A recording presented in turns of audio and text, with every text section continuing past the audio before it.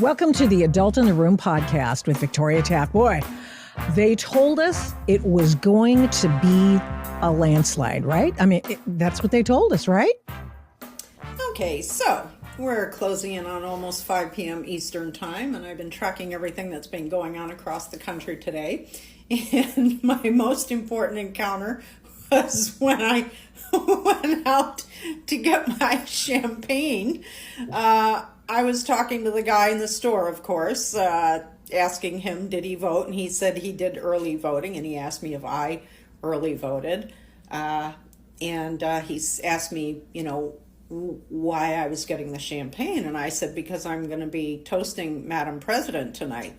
And he just looked at me with kind of like a smirk on his face. And I said, she's going to win this, right? And he says, oh, well, it's very, very close. And I said, no, it's not. He says, well, what do you mean? I said, no, it's not. The women of America are making their voices heard. Reproductive rights is what it all comes down to. And the women are voting in numbers relative to men that are unbelievable. She's won this. And I said to him, she's going to take every one of the swing states plus Iowa. And he said, oh, but the numbers are so close. I said, I'm a political analyst. I'm telling you right now, the numbers are there. She's taking this election. And then I said to him, you realize, and he didn't tell me who he voted for, but of course I knew. And I said, you do realize you wasted your vote, right? Well, then we got the results, and it wasn't muy bueno at all. Wait. All right, guys, it's time to go to bed. None of us are stressed about the election, right? We all are gonna just go have the best night. Yeah, the best we are. sleep of our lives, aren't we? I'm sorry to laugh. When did it end? All the enjoyment. I'm sad. I'm done with you. I'm done with you and your mother and your sister. I'm just done with all of this. Oh, she looks like she might be old enough to know better here. Guys, we literally don't even have to panic. We literally don't have to freak out right now. We don't have to freak out. We don't have to freak out because it's not even real. Because, bitch, recount the vote! Guys, I just voted, and I chose family. Let's end this reign of terror now. I chose family. I chose women. I chose America. Oh, well, Ron Coleman is an attorney. He's a constitutional law attorney. He is a smart man. He's a man who believes in results and realpolitik, and I just don't know what to say except we won! Woo! Feels good to say, doesn't it? Well, someone asked me, is this more or less exciting than 2016? And I had to think about it. It was less. Because 2016 was just grace. We had our expectations were low. We were doing what we had to do because that was the right thing to do. This year we felt, I think most of us, that we were staring into the abyss. And that it would really, really, really, really be bad if we lost. And what turned out is that, thank God, we won. So it was more of a relief. But then I will say that the legislative gains, we were focusing on them less. They're huge. Getting the Senate, keeping the House, very nice. We are assuming that the House is kept. Yeah, I think everyone is. I think, as much as they would like to cheat us out of it, I don't think they're going to. They're trying. Oh, they are trying. Do you realize that Arizona doesn't even have all its votes counted yet? I mean, that's kind of all of them. Is that ridiculous or what? Utterly inexcusable. And I mean, we've been screaming about Arizona for 4 years, and the courts have been just awful. I mean, obviously the bad actors in Arizona, of whom many are nominal Republicans, they've not complied with the law in a million different areas, and the courts have really been unhelpful. But it's going to change. Things are going to change. There are going to be significant federal level election reform. They overplayed their hand. It has brought them to this point, and we are going to make sure that we don't come back here again. They overplayed their hand in what way, you think? By putting so much on the line, but by basically putting themselves in a situation where the only way they could win was by cheating. And they were so dependent on cheating to control the process that then they learned the wrong lesson from 2020, that they said it doesn't really matter who the candidate is. This is about our system for winning elections. And we can absolutely positively count on scaring this demographic enough and counting on this demographic enough and cheating in this jurisdiction enough that we will get what we need, and we can put an utterly unqualified person at the top of the ticket, and it doesn't matter because, in fact, the less qualified, the better. If we've got this system worked out, we don't have to worry about somebody independent or thoughtful or principled being the president. The idea is that we are the president. And Kamala Harris is the perfect match for just such a configuration. So the biggest... Guess what? What? It didn't work. The biggest loser, Barack Obama? Well, I don't think I mean, I suppose in a sort of institutional sense. Ron, he chose her for VP. He got I get he it. got No. I mean, it's a Joe huge out of loss. there. Sure, yeah, okay. It is a huge loss for him. But on the other hand, he's fine. I mean, he doesn't have to. I suppose it probably at his ego level, it feels like a huge loss because, I suppose he wanted to control the world for the rest of his life or something like that. But there are people in the system, I think, who have lost far more because they legit are going to be losing their incomes and losing their access and losing their privileges. In fact, I would argue, I will challenge your assertion and argue that the biggest loss of all was to the corporate media, which has truly been rendered irrelevant, really irrelevant. Everybody was watching on live streams or on Twitter. Not want to say everybody. I mean, people who matter. Yes, there's always going to be an audience, and there's always going to be airports showing CNN, et cetera. But they really shot their wad in terms of partisanship. So here's an irony that I have observed. Social media made the mainstream or the corporate media more extreme because of their own participation in social media, ironically. And at the same time, it has rendered them irrelevant. And that's been a self-defining cycle because they're only listening to their own silo. And they cannot get out of their mental space and look at statistics and look at, and touch grass, as they say.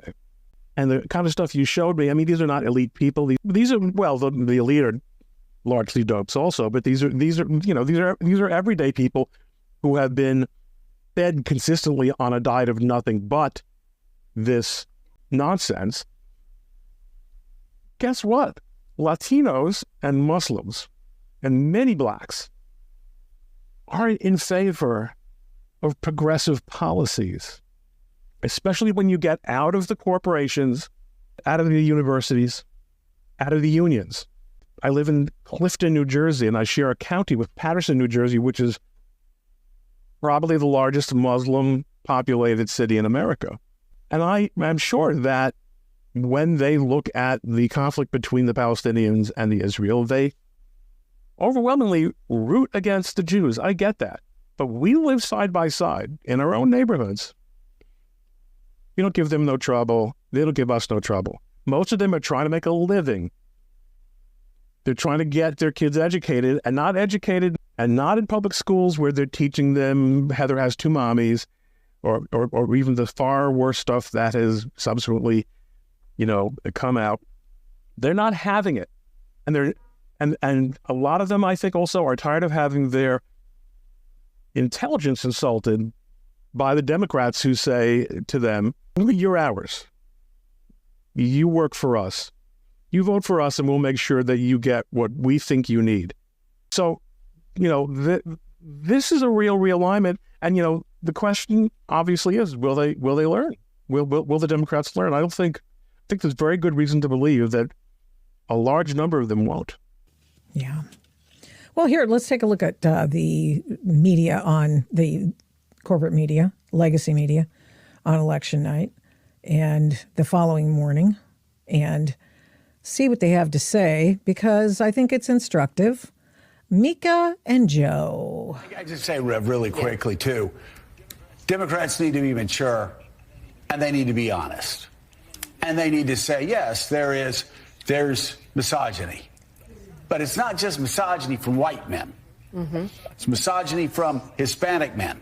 Right. It's misogyny from black men, things we've all been talking about, who do not want a woman leading them.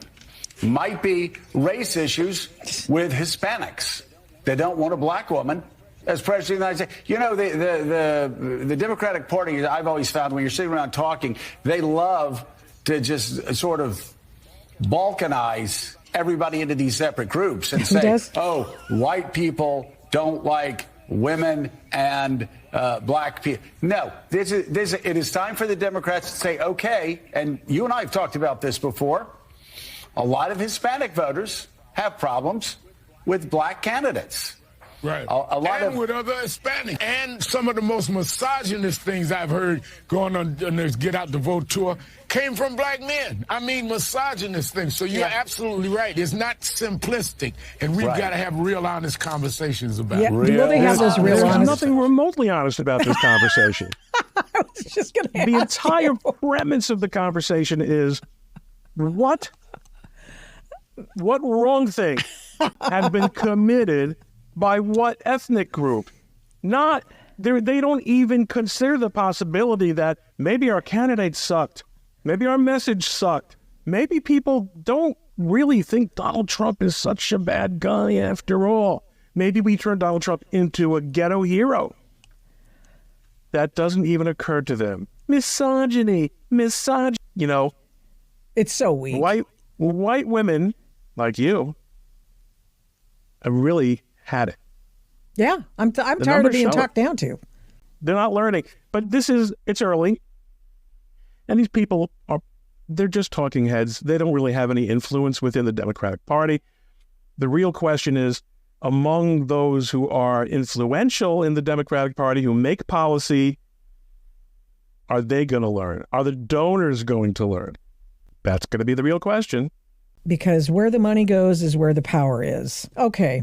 Kamala Harris spent $2 billion, or her overlords spent $2 billion, and now she's actually in the hole. She's got a deficit. You have 20 million, I understand. That's amazing. So it turns out that all those rallies that they pumped up by having famous recording artists perform at, they were paying them. Beyonce, they are super duper, actually. Super duper wealthy.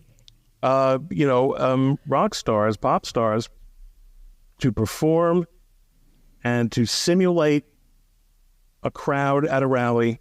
Awful. And the funny thing is, yes, all over social media, she ran a flawless campaign. I mean, listen, black is white, up is down. Let's just say, it doesn't really, we're not saying anything new at this point. But maybe not for this show. We haven't done one yet. I want to know, in your opinion, sort of moving on and looking toward the future, is lawfare over? The Barack Obama era? That's a really good question. I guess I'll say this much. The people who have been spending money based on his leadership of the party, the Democratic Party, probably don't want to continue doing that. That's a big deal. He is still worshipped by media figures and by, I think he's got a tremendous amount of cultural resilience. But I don't think anyone believes that the 4D chess that he has been playing was particularly impressive. He's not going anywhere, okay? He's just a couple of years older than I am, and, he stopped smoking. He's probably going to live for a good long time. But he is certainly not the kingmaker anymore. But, then again, there is a vacuum. There's a gigantic vacuum in the Democratic Party. They have really discouraged the development of the kind of candidate that I described that they were looking for, which again was the fill-in-the-blank candidate, the zombie. Where's their bench? Is it really Gavin Newsom? Is that the play? I mean, I see the appeal. I see the appeal. In a world where past misdeeds are never a problem, and that's the corporate media world, he's got the jawline, he's got the hair.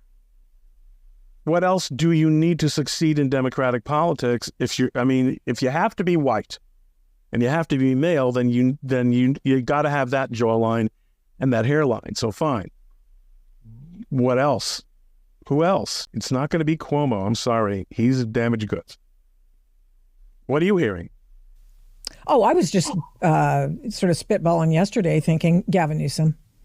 Because he's the only one they have. He has not been bespoiled by this process whatsoever. He's been intentionally left out. Gretchen Whitmer is not, it's not Gretchen Whitmer. She is really unappealing. I mean, that is the essential machine candidate who was installed in a crooked election. It is not Gretchen Whitmer.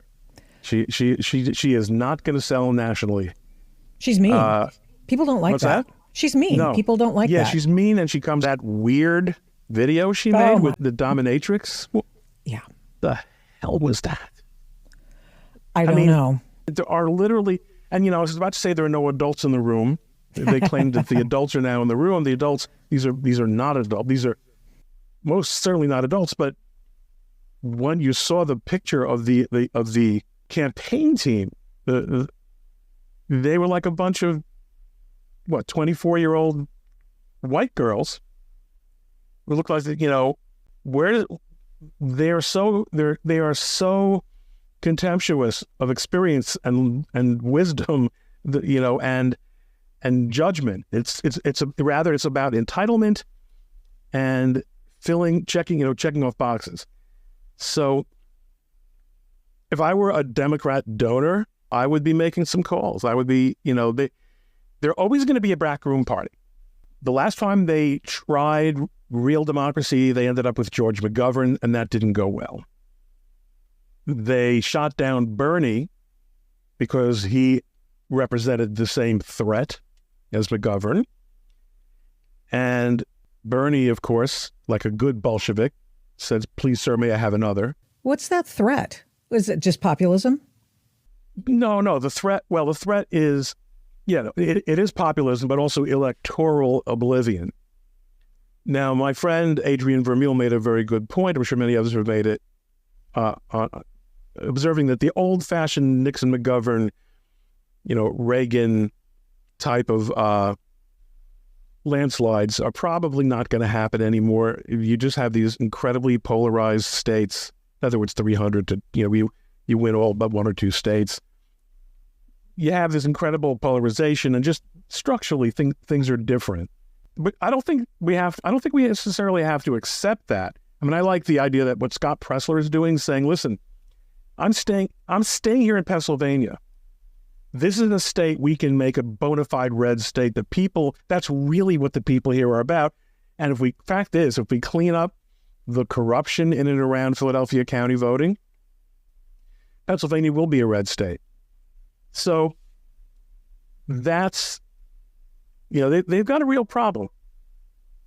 But that's good for us. That's good for America, not just for you and me, because you and I, it's not, none of this is putting any money in our pockets. I'm not going to be Attorney General. Right. You're not going to be Secretary of Defense, but it's good for people who love this country.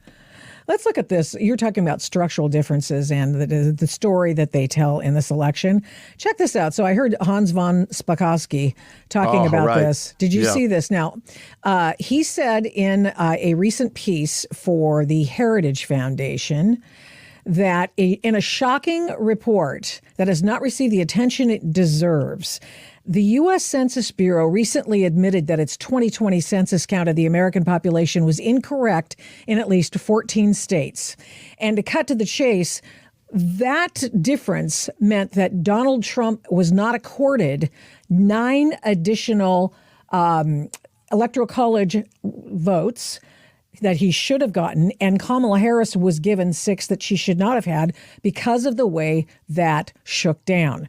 And the 2-year after look back on the numbers apparently are not something that override the census findings initially. In other words, you can't go back and change them. But Hans says, as a result of these errors, Florida did not receive 2 additional congressional seats. That's 2 electoral votes. Texas lost out an additional seat. Minnesota and Rhode Island each retained congressional seats that should have been lost. And Colorado gained a new seat to which it had no right. There were that many differences in the count because they screwed these statistical anomalies only and glitches. They only cut one way. Yeah, you notice that?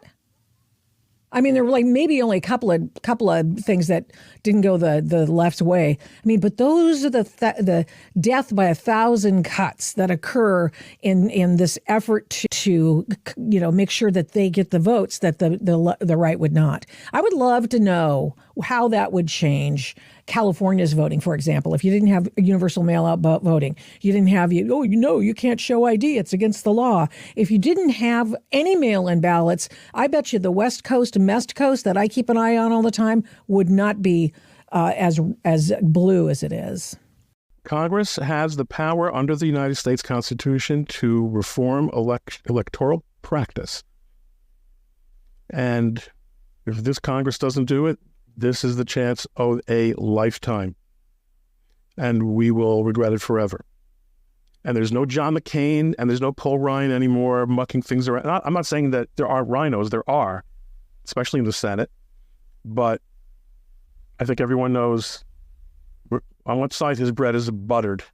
Rick Scott might be the majority leader now that the turtle is bowed out. Do you have hopes for that body and being a little bit more I would say, muscular in their approach to changing things? But I hope it goes through that way. I mean, because if in the House, I don't want to see Hakeem Jeffries with the gavel, frankly. Oh, my God. Can you imagine? They really, they destroyed a lot of norms. Yes, they did.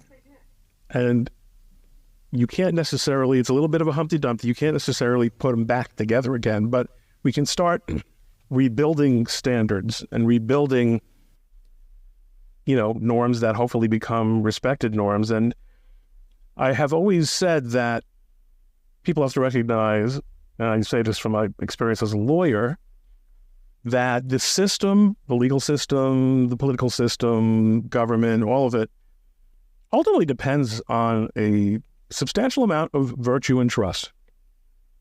And you can put safeguards and cushions to avoid abuse. But at the end of the day, if you don't have a virtuous political class and a virtuous citizenry, and look at Russia, which has, a culture, an historic culture of corruption. And they have this gigantic military. They went to war against Ukraine, something that every analyst agreed should have been a 2 to 4 week operation. And here they are years later, being humiliated. Yes, the West is pouring money and resources into the fight, but fact is, the corruption in the Russian military and Russian government and Russian culture, the lack of accountability has really harmed them. We've had such eras in the United States as well, and it's true, of course, at the state level. It's going to be much harder to reform because you don't have that national balance. We got to do what we can. Mm-hmm. Speaking of things that are international, happenings and how they might be impacted by the election, this is what's happened already since the election. Sure. Mexico has decided we're going to help you again, the United States of America. We're going to stop that caravan. The Houthis have said that they are not going to attack ships and other things for the Iranians. Qatar has told Hamas officials in the country that they're not welcome anymore. Eric Adams, the New York City mayor, has announced that they will finally end giving illegal immigrants free stuff. And all sorts of. Putin wants to talk peace. I mean, good. I mean, unbelievable. It's amazing because it's almost a parody of what some MAGA person would say. Just watch when Donald gets into office. The whole world is going to recognize that he's the man, that he's the boss. Son of a bitch. Do you want to hear, if you can stand it, Rick Wilson bloviating the day before the election? Have you seen this this wonderful thing? Yeah, definitely. Rick Wilson is with the Lincoln Project. These are the grifters who have spent hundreds of millions of dollars of other people's money to try to stab Donald Trump in the front. Let's listen. You know, back in the old days, they called this Periscope. And I know it's loud as shit in here. I'm in the Daniel Patrick Moynihan train station in New York City, headed to get on the Acela. But listen, I have a couple of things to think about for tomorrow, everybody. Number one, Trump's going to lose. He's going to lose badly. He's going to be wrecked.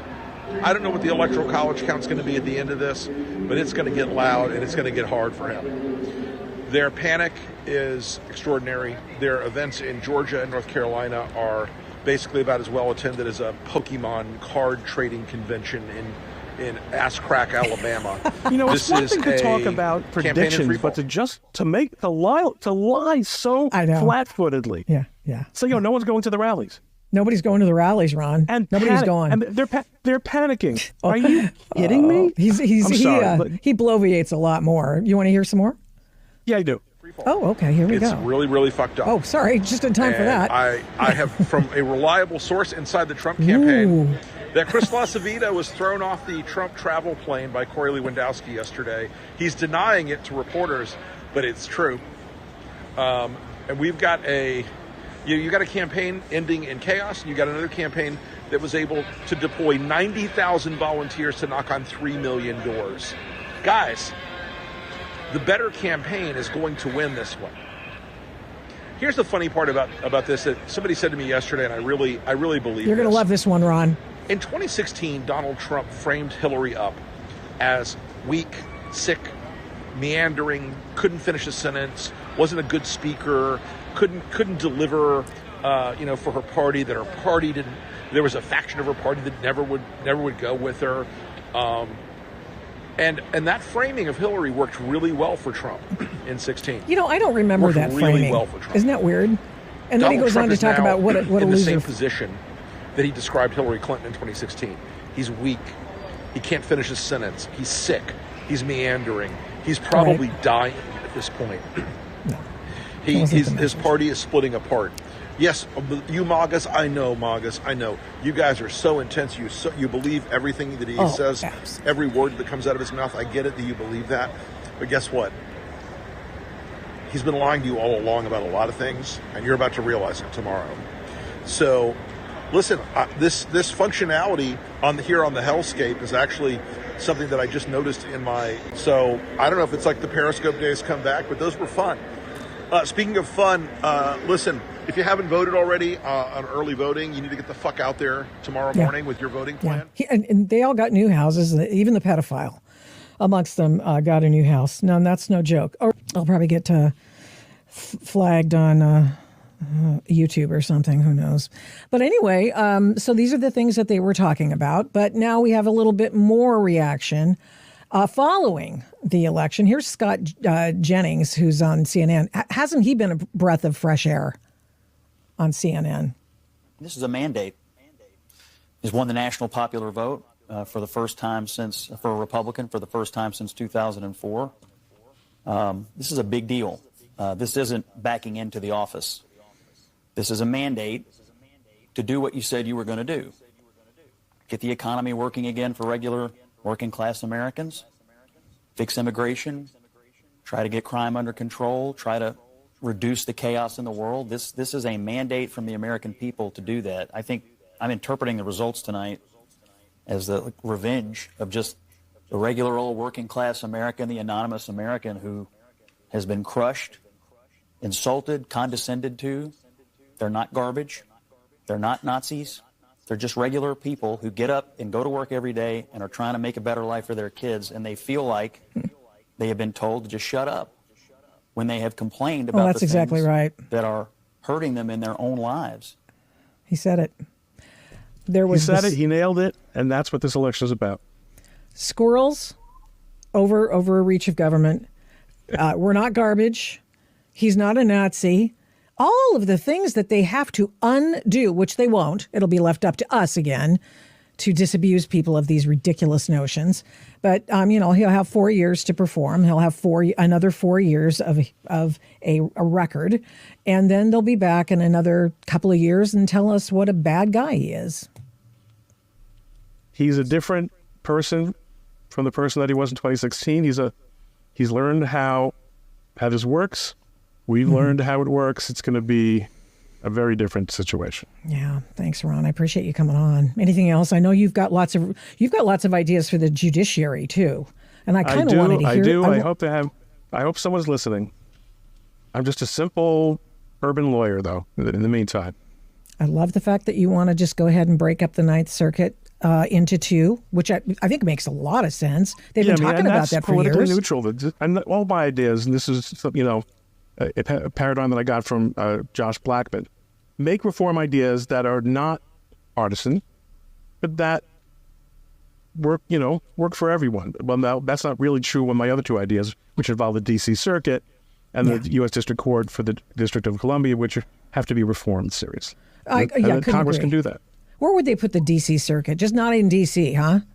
Well, the D.C. Circuit shouldn't exist. They should simply, the U.S. District Court for the District of Columbia should be part of the Fourth Circuit, or the Eighth Circuit, but or the 11th rather. There's just no reason for a city to have its own circuit court. It can no longer be the default location for any federal or political litigation. It's been a disaster. It's been a disaster, and you're talking about the J6 cases, aren't you? And all the Trump cases. Oh, but not only J6, General Flynn. Yes. That was an absolute travesty. Yes. All the Trump cases. Every time they could rule against him, they did. And everyone knows, every lawyer knows, Republican and Democrat, no Republican can get a fair trial, and no Democrat can be convicted in the District of Columbia.